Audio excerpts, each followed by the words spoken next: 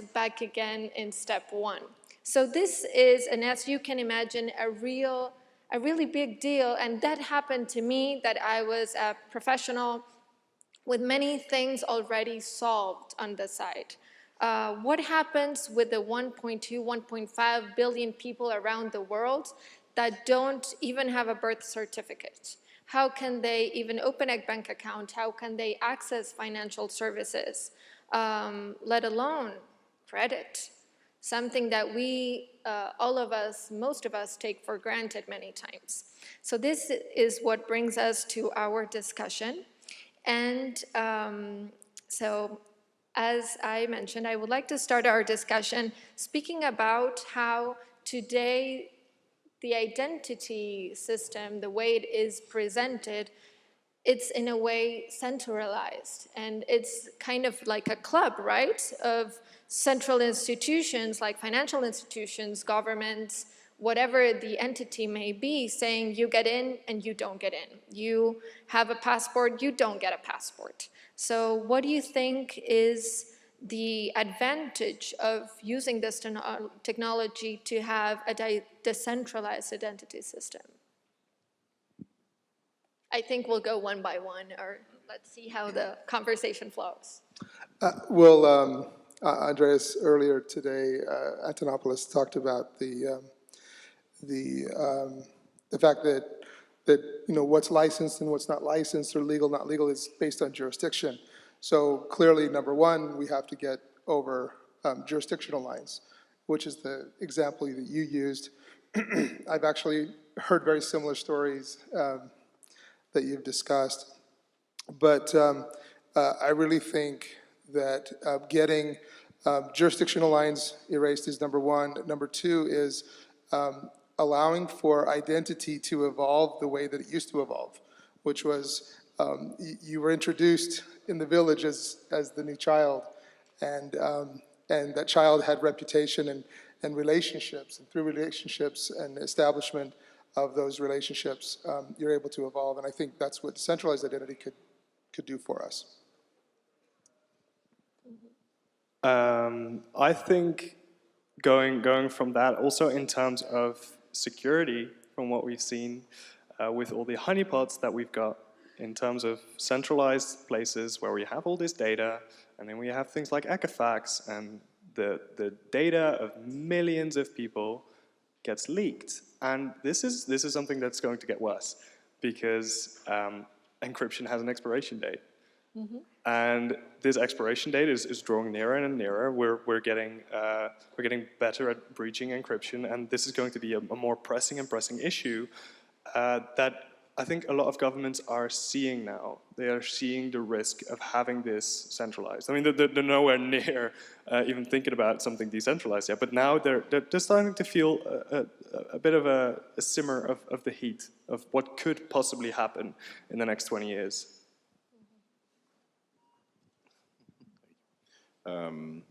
I think this subject has like two main components. One thing is identity, and the other is reputation. That is basically the construction of interactions we do through life. Or maybe even further is the analysis or scoring of those events. Because the events by themselves are facts, have no intrinsic judgment, but then people can make different analyses of the same facts. So I think one important thing is to understand that identity is a social construct. When people think about identity, they think more in terms of the identity that a government gives you, like saying, okay, I am this number, this ID number, I am this name.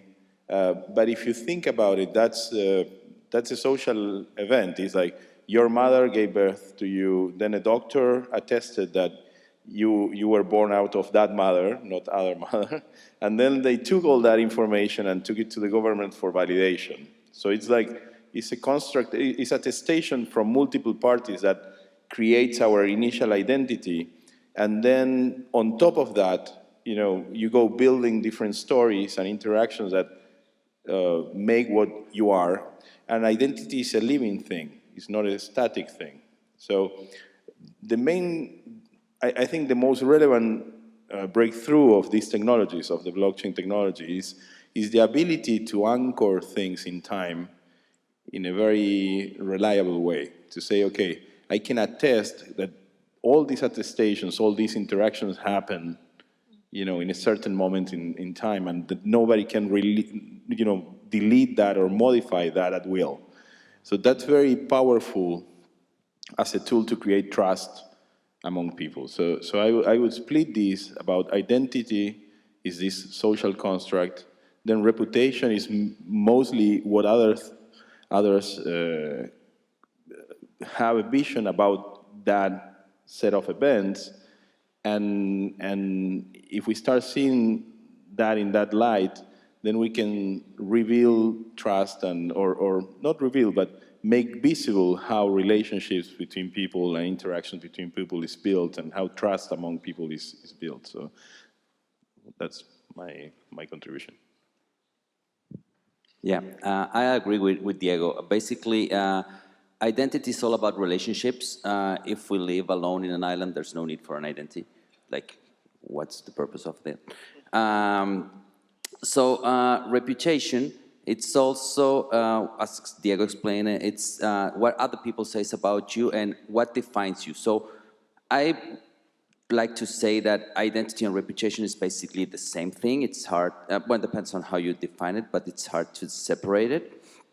The good thing is, right now with this technology, we have the ability to have two things. First, it's permissionless identity. You don't need to ask anybody for an identity. There's no way they can take your identity away. And also it's user control or user sovereignty. That allows the user to have control of their data and not controlled by government, or in our worst threat right now is companies like Facebook and Google or Yahoo, if Yahoo still exists, that have all your data and they can monetize that data, which is basically your capital, right?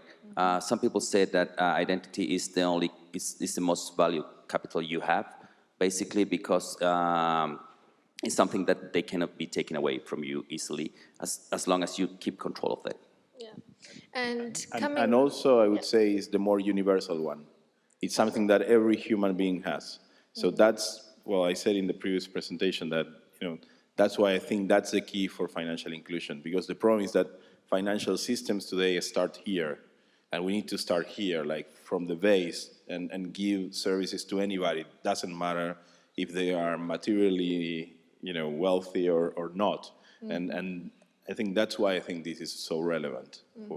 And coming back to that topic, I find it extremely important to speak about that, since from somebody that comes from the World Bank, I used to work at the World Bank, the main issue here is that at many times and many points in times, we realized that we were only helping people that had a certain base over which they could work, or providing loans to those companies that were able to pay back the loan. And specifically in emerging markets, such as Southeast Asia, Latin America, Africa, all of these big companies are usually the ones that are either stock exchange traded from their own countries, or don't really require or need the credit from an international institution like that. What happens with all the SMEs, people that don't have a bank account, then they are expelled from the whole system. And one other thing regarding what we just talked about is that let's speak about identity, as Diego mentioned, not only as a passport or an ID or a birth certificate. Biometrics play a bigger role every single day in terms of behavior. Let's go back to the behavioral science. What makes us, us? Your patterns of consumption, your patterns of any kind of habit you have. There's a lot of studies regarding how much habit is instilled in us and how predictable we are. more than just looking at our bank account and other assets that we might have. So I have a question, yeah. Oh, so I have a question regarding the security part. I've been asked by a couple of my friends saying, well, Mary, I think what you're bringing up is amazing, but what is my whole identity going to be encrypted in the blockchain, but is it going to be public? Will it be accessible to anyone? What do you guys want to, how do you guys would like to explain that to people that are concerned about privacy? I think if you have nothing to hide, you shouldn't worry. No. Yeah, I mean, that's clearly a joke, just to be, yeah, exactly. No, I think, there's a very good depiction of bad reputational systems in Black Mirror season 3, chapter 1. So I mean, if you can see, digital reputation and identity going bananas, you can see that. But I think privacy is the biggest challenge we have in our society today is that because we are seeing kind of totalitarian systems arising that are starting to build systems like the ones Orwell depicted in 1984,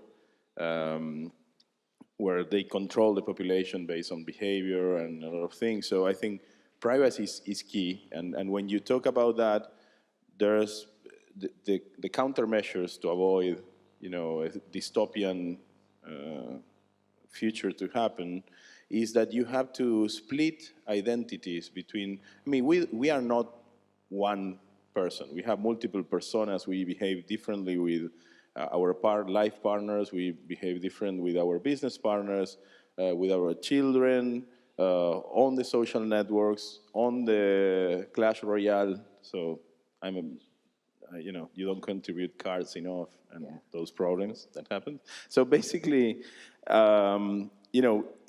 we have multiple dimensions. We are not a monolithic thing. And one thing we need to learn is to split those personalities. And when you create reputational identities, you can have many reputational identities that are not attached to your physical person, and that's key. So your physical person should be something that you should protect dearly. So we need to think in a model where you have multiple identities. One of them is attached to your physical being, and that one should be only exposed in cases that require that. Otherwise, if I'm not very collaborative in Clash Royale, and then people decide to kick me off of the game, whatever, I will start over again. I will lose reputation, so it will have a cost. The cost is that reputation takes time and effort to be built. So once I lose my reputation, I have a cost. I have to pay a cost by betraying my reputation. So the cost is there, but it's not a sanction for life. I can create a new identity and build all over again. But if I kill somebody, of course that should be attached to my physical persona because I'm a threat for society, depending on the context, no? But then, we have to find out how to do that. But you have to think in identities with multiple dimensions, multiple personas. So if you want to create a system that will free people and not, enslave them. Yeah, and I think that in that answer, I find myself trapped. You're trapped in your game, and my situation is that I have a very good status in Amazon, but I cannot take all my Amazon points to Twitter to get more followers. So that is my problem, actually. Yeah, I'd like to dispel a quick myth about this too, about this identity and blockchain thing. Like what you were saying, people saying, oh, but what about, it's a public ledger and everything, that no personal identifiable information should ever touch the ledger. Because like I just said, encryption has an expiration date. To put all this personal information about us, like especially if we're talking about biometrics. I mean, imagine if you put your biometric data on a ledger, which is probably the most proprietary thing we have, our biometric data. and then there's a breach of that ledger. Because, like, I mean, we don't know, right? Someone could breach that ledger in 20, 30 years, and then all of that is on the streets. That would be awful. Can I, so I'm over here fidgeting because I love this topic and I love that you asked the question.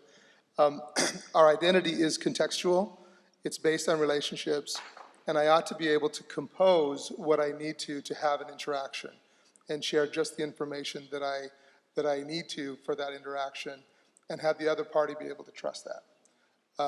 In order to do that, we have to move away from these identifiers that we've been thinking about, like my driver license or social security number, or my public key, my one public key, or even my several public keys. I need to be able to have ability to prove things across contexts in zero knowledge. I need to have that ability to have that, and then if I need to disclose my Amazon ID or something, if I needed to do that, I could certainly do that. But maybe it's better that I just prove in zero knowledge that my Amazon ID is greater than a certain amount in a way that can be trusted. Oh, that's a very good point. Amazon, I hope you're listening. And what do you think that identity can be owned? What would it mean, self-sovereign identity, for most of us? Yeah, well, self-sovereign identity, it's very simple in terms, means you are the user or the owner of the identity, is the ultimate it's ultimate arbitrator of his own data, basically. And that data means everything from your personal data, but also your behavioral data, like which sites you navigate, or which music do you hear, or which places do you visit.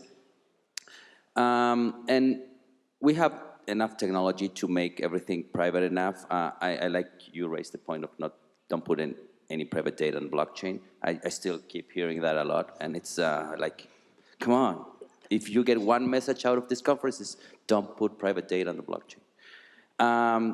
But I think the worst threat we have right now with privacy is actual people and education, because we are in a world that our privacy is so much, I don't want to say a bad word, but it's not control. So we give our privacy to everybody for almost nothing, and we need a way to revert that. And we, as pioneers in this tech, we have the command to explain to people why their privacy is so much valuable and why they need to taken care of. Because if not, we still can build a lot of tools, but if people still give away their privacy for nothing, that will work. So then we would have ideally a world where if I am going to a club, let's say I need to show my ID, I can only show certain aspects of myself and not necessarily give away all of my data regarding where I live and all those things that are not necessarily to the point of what it is being used for. So coming back to something I love the most and the reason we're all here, let's go to social impact.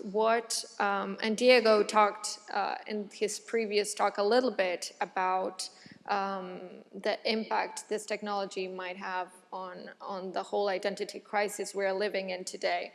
And what do you think would be the largest impact on the emerging market side? So today, most of the unidentified or people, they're invisible people, as we talked with Jimmy earlier, the invisible people are mostly women and children in emerging markets. So yeah, I think, Jimmy, you spoke to me a little bit about refugees. I know each one of you provides a solution in different fronts that, of course, have a lot of economic developmental impact. So. Yeah. With Tycoon, we've been mainly focused on the social impact side, on the humanitarian side of identity, in part because my co-founder is actually a Syrian refugee, so that gave us quite a lot of insights. With regard to emerging markets and invisible people, Mr.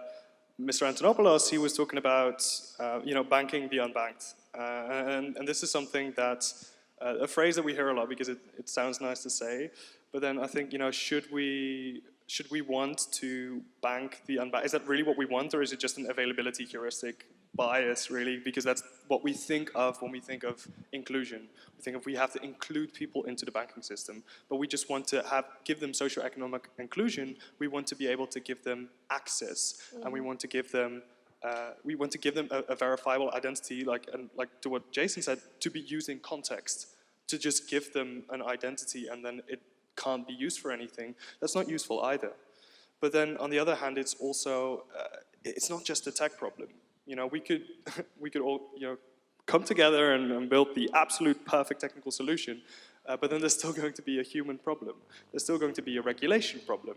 If something, if a claim has been attested, if someone's been verified in country A, you know, will they also be able to be verified in country B? Which, you know, in some cases right now it's not, and that's a regulation problem. There's a very real human problem there too, which also would have to be addressed. I want to add a little bit to what you say, because that's a good point. We don't, I mean, the objective is not to bank the unbanked. First, that people is excluded more than unbanked. I mean, they are excluded because it's not only financial, it's every social level. So what we want is to create a system that is inclusive by nature. So we want to create a financial system of the future that will be inclusive and will be accepting to every human being by default. We don't want to push people into a system that has been rejecting them for whatever reasons. I don't think there's ill intention there, but you know, that's not what we want. We don't want to push people that is excluded into a system that has been rejecting them. We want to create a financial system that is inclusive by nature, that will be the system where all of us will want to belong. Because it's not only the financial system for the poor, it's a financial system of the future that will serve poor, middle class, and rich in the same way. You know, it's like, it's creating something better, not fighting or pushing things into what we have today. Can I add?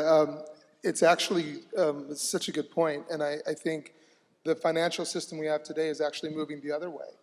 The fact that HSBC can be fined something like 1.2 or $1.4 billion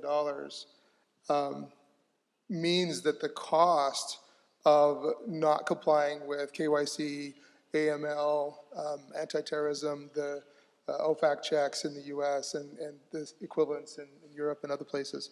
The cost of not complying with that is so great that the marginal utility of a new customer that may have a total salary of a few $1,000s US, it's just not worth it to them. Exactly. And they're not incentivized to do it. So when I heard someone earlier today say the war on cash, I think we've got a real crisis here, and I think there's an opportunity for us to help. Yeah, in the Caribbean, they are unbanking people because of the risking process they are doing. They are basically unbanking people, so it's not getting better; it's getting worse.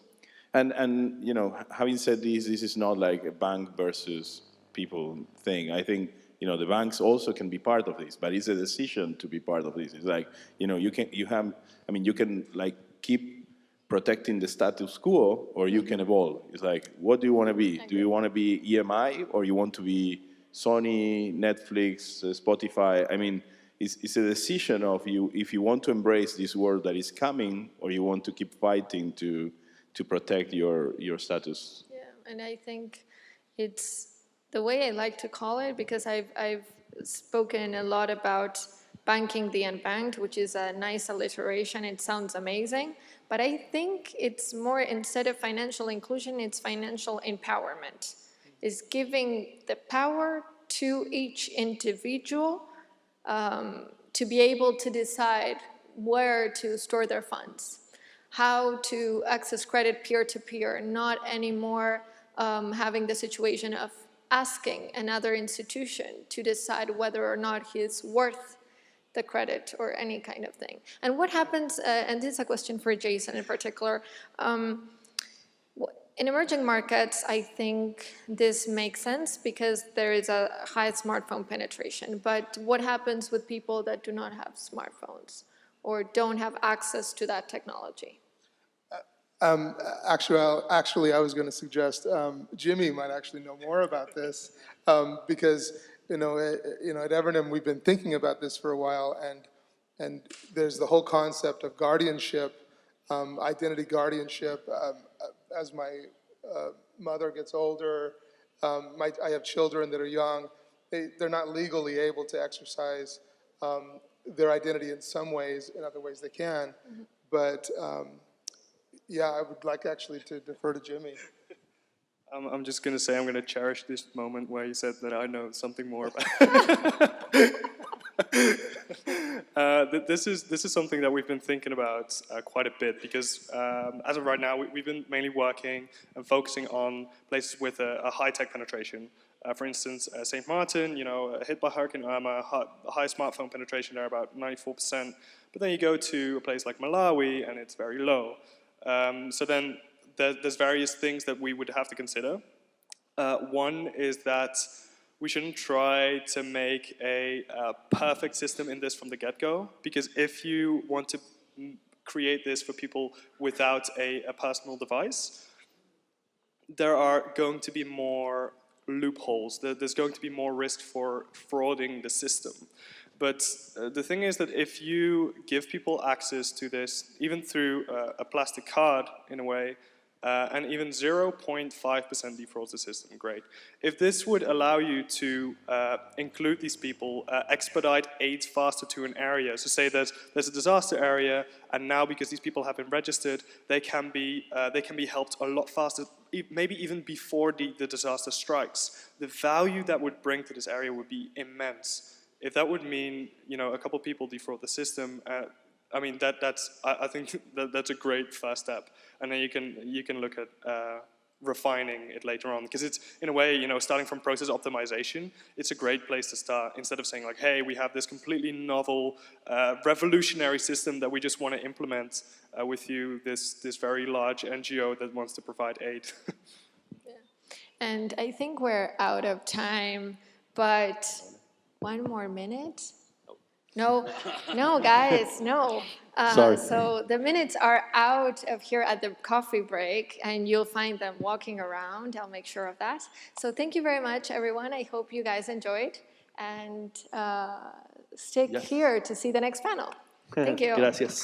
Thank you.